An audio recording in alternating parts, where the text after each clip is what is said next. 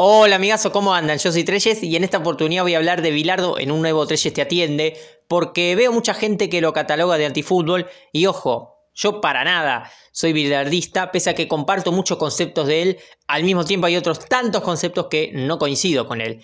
Pero eso no significa desmerecer su fútbol o decir que es una mentira o está mal su pensamiento lo que hace, porque la gente encaja tanto una frase de un tipo que ya piensan que es solo eso, y Bilardo es mucho más de lo que la gente cree, o por lo menos la gente que lo cuestiona, porque Bilardo no era solamente decía ganar y ya está, sino que también tiene muchas cosas de un fútbol tremendo, y esto para lo que dicen antifútbol. ¿Y por qué lo explico? Primero porque hablan de que era tan antifútbol, la otra vez escuchaba a un señor y me reía y decía, uy, qué gaga, porque decía que Bilardo era tan antifútbol que estudiaba al rival, como si eso estuviera mal, o sea... Estudiar al rival también es parte de la estrategia del juego, de saber cómo pararte en la cancha, de decir, bueno, sé que su punto débil es este, lo voy a atacar por este lado, sé que es bueno por este lado, bueno, me cubro por ahí. Obviamente, porque uno tiene una idea de fútbol, un concepto, pero también el rival juega y cuando vos planteás un partido, esto es sentido común, vos tenés que saber si el rival es mejor o peor que vos. Es decir, si vos sabés que tenés más herramientas que el rival, sí, podés darte más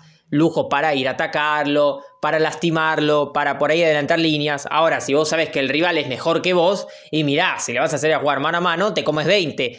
Pero hay una cuestión también de ser práctico, y Bilardo justamente es el tipo más práctico, pragmático del mundo que existe. Justamente su nombre habla por sí solo, el bilardismo tiene mucho que ver con eso, no es solamente lo más o lo único importante es ganar, tiene que ver también con adaptarse al rival, y esto se comprende también viendo muchos partidos enteros de Bilardo técnico, que lo que hay para ver la gran mayoría es con la selección argentina.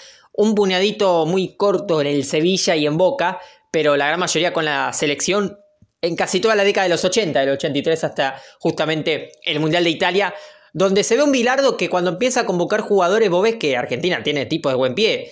Y esto te marca también que cuando vos ves a Argentina decís, pará, pero esto sería más menotita que bilardista, si se prima el fútbol técnico. Ya no era solo Maradona, que evidentemente Maradona, con la categoría que tiene, juega en cualquier equipo.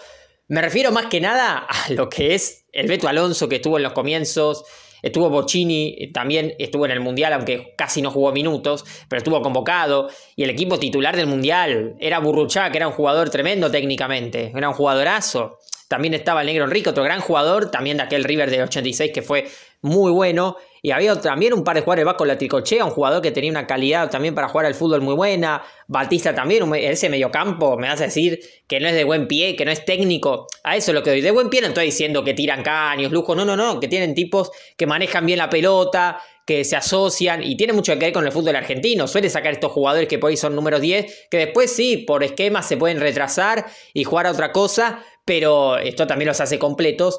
Pero al mismo tiempo, fíjate que Bilardo primó esos tipos más técnicos. Después de Estudiantes es muy difícil hablar de su parte de técnico porque no se puede encontrar partidos enteros para ver en Estudiantes, lamentablemente. Por lo menos de Bilardo técnico, de Bilardo jugador sí encontrás alguno que otro. Aunque es cierto, uno puede decir jugó con 3 número 10, en un equipo, un esquema ofensivo.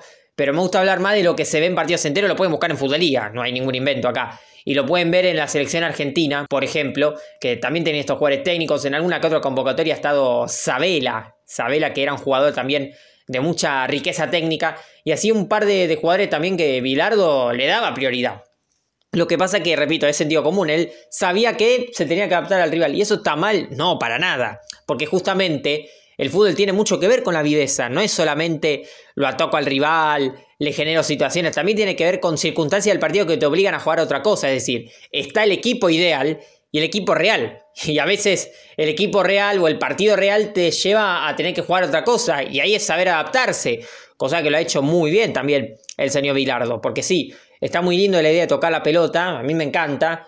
Pero a veces las circunstancias del partido te obligan a meter un poco más, a tener un poco más de garra, personalidad y viveza también, que a veces lo hace falta. Y personalidad o viveza no es, si vos tenés al árbitro enfrente, le rompés la cabeza al rival, porque te va a echar, sobre todo en el fútbol de ahora, que no es permisivo como en aquella época. Ahora bien, viveza es, por ejemplo, te están contragolpeando, no le voy a hacer full porque eso es antifútbol. No, a ver, te están contragolpeando, última jugada del partido, ¿me vas a decir que no le vas a pegar? O sea, yo por eso aplaudo lo de Valverde, que le rompe la pierna al rival en ese Real Madrid Atlético de Madrid. Pero lógico, se iba solo, ¿qué querés? Perder la final, ¿entienden a lo que voy?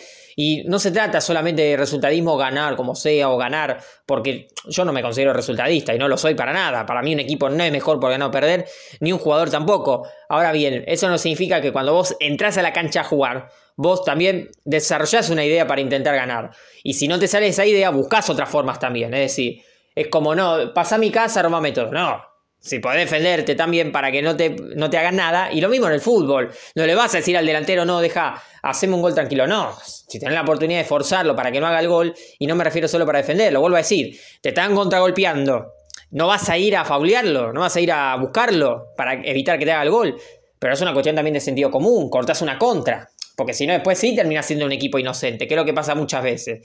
A veces también uno tiene que ser vivo o por ahí ganar mentalmente los partidos, porque a veces lo que es la superioridad de un equipo a otro futbolísticamente se iguala muchas veces en lo anímico, cosa que también es muy importante, y eso también tiene mucho que ver un entrenador que contagie, líderes en el vestuario, caudillos también. Por eso también el meter a veces equipara contra un equipo que es superior a vos técnicamente. Después si tenés herramienta y técnicamente sos mejor, mejor todavía.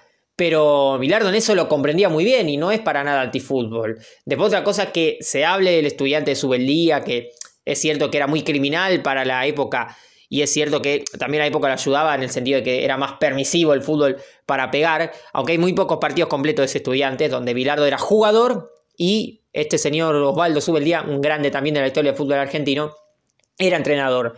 Pero no tiene nada de malo el esquema, porque Argentina me van a decir que era defensivo en el 86, porque yo pienso, ¿es defensivo un equipo que te pone a Batista, el Vasco Latilcochea, a Burruchaga y al Negro Enrique en el mismo equipo? Déjame dudar. Pues claro, después vos podés decir que en la defensa con Brown, con Ruggeri, era difícil pasar, una defensa dura, pero también repito el sentido común. Bilardo entendía que el central tiene que defender.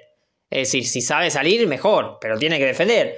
Los volantes tienen que armar y sí recuperar cuando es necesario, pero no más que eso.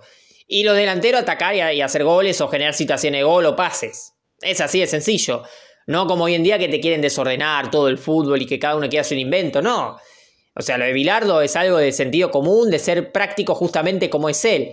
Y adaptarse también a las circunstancias del partido, es decir, si se puede jugar lindo, mejor. Pero si no, y eso está mal en algún punto, obviamente después están las opiniones que él puede decir que ganar es lo único que importa, que ahí yo no comparto honestamente, pero habla del concepto de lo que es Bilardo técnico, que es mucho más lo que la gente piensa de solamente un concepto de no, ya está, gano y listo, pego para atrás. No, es que hay equipos de Bilardo y momentos que han jugado bien y al mismo tiempo también él tiene ese concepto de atacar cuando es necesario y defender cuando es necesario. Es así de sencillo. Es decir, el fútbol vos podés jugar, depende de los jugadores que tengas. Y ahí está el problema, y hay técnicos que se casan primero con una idea, ya sea una idea de atacar, una idea de defender, lo que vos quieras. Se casan con una idea por encima de los jugadores, y vos no podés jugar igual con todos los tipos. No podés, porque cada jugador tiene características distintas, un nivel de talento distinto según la posición en la que hablemos, entonces no es todo lo mismo. Por eso ahí te marca que sí, vos podés tener una idea en la cabeza, pero si los jugadores no les da para esa idea, y tenés que llevarlos a otra cosa. Porque si no el equipo no te va a funcionar. Si no, ¿para qué sos técnico? Y ahí marca también la diferencia que ha hecho Bilardo muchas veces. Porque, de hecho, ¿por qué digo que no es todo resultado? Porque obviamente también lo condenaría el propio Bilardo, que ganó un mundial y un torneo con Estudiantes. No ganó nada después. 2 títulos en muchísimos años que dirigió. Por eso Bilardo, aunque parezca contradictorio, Bilardo tampoco se mide por títulos. Es tan buen técnico que no hace falta hablar de títulos para definir que sí o sí es mejor. Sino el ser inteligente y el entender el fútbol como algo práctico. Como que depende también del rival que tengas, depende del equipo que tengas vos, depende de las circunstancias del partido. Y lo vuelvo a decir, si ve muchos partidos enteros de Argentina, tanto amistosos como partidos de eliminatorias, como algunos partidos de Copa América, donde Bilardo hacía muchas rotaciones, como partidos de Mundial, había muchos jugadores de buen pie. Y no era esa Argentina defensiva, como algunos quieren decir. No, vean los partidos enteros. Después, obviamente, tenía momentos donde se resguardaba, momentos donde ha jugado peor, por supuesto, sobre todo en el Mundial del 90. Pero ahí ya entra otra circunstancia de Bilardo y algunas decisiones con convocatoria de jugadores, algunas decisiones también en cuanto al esquema del equipo. Ahí Argentina no llegó muy bien, pero eso es algo más puntual de toma de decisiones. Me refiero más que nada al concepto, la idea general de tantos años de Bilardo en la selección argentina o de él como técnico. Por eso digo que no, para nada es antifútbol, como otros tantos técnicos que están catalogados de antifútbol y han tenido equipos que atacaban mucho, porque lo vuelvo a decir, vos no podés jugar a la defensa con los equipos que tenía Argentina en aquellos años, más los equipos del fútbol argentino que había a nivel local en esa época. La calidad de jugadores tremenda que había. Así que si querés opinar, si querés comentar de Bilardo y si realmente te parece antifútbol su idea de juego o crees que le hace un mal al fútbol, cosa que para mí no, porque le da mucho sentido común a todos estos que, te repito, vienen con imponer una idea sobre los jugadores. Si no, Bilardo precisamente sabía tanto de fútbol, lo que entiende que primero son los jugadores y después vemos cuál es la idea. Les mando un saludo a todos, hasta luego y que viva Trelles.